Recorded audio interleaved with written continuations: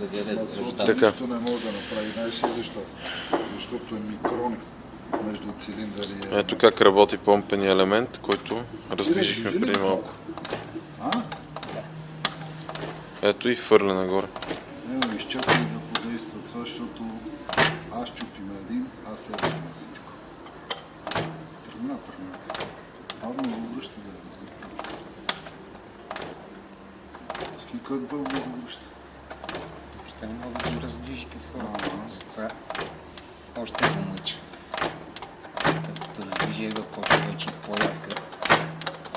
Лепва ти на щангата, не? Да, виждам положението как се мъчи.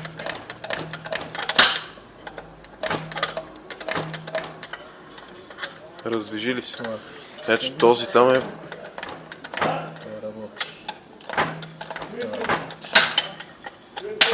Това е събран.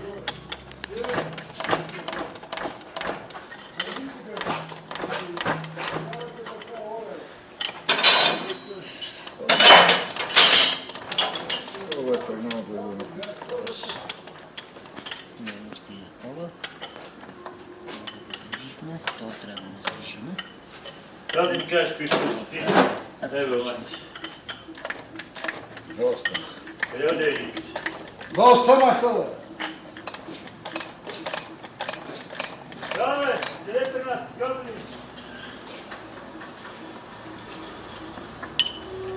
Ама имаш и разстояние. И сега започва ремонта на ГНП-то. Както всяка руска техника, чуката е изключително важен прибор в ремонта на каквато и да е финна техника. Това се случва с вашето ГНП, като го дадете на ремонт.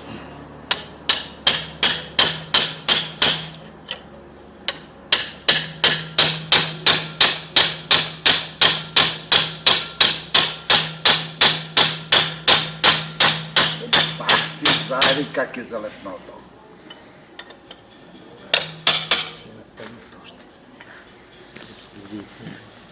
Не можеш ли някакси бъртнеш от левия от десния край? Малко, а?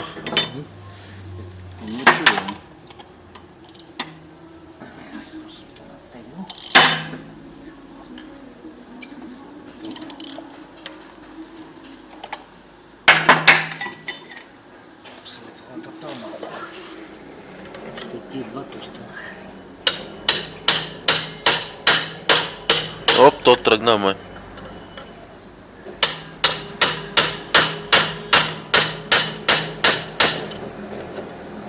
Че не да ги разлепи. Некога... Аре, отлепи се, да се не знае. Някой бутни нагоре ми се струва, че то ма мръдне малко.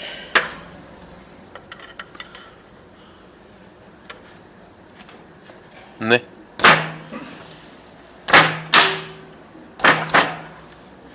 Разлепи. В едната посока разлепи. Трябва да се разлепиш.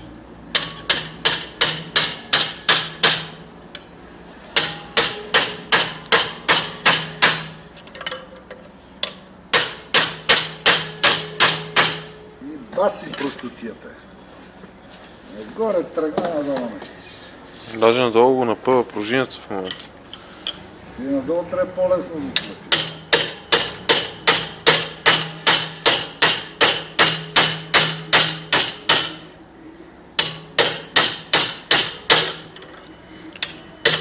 Заеби го нека кисне. Това е тръгнало. Тръгна. Ако искате да му турате още спирач на течност и така. Е, така се ремонтира ГНП.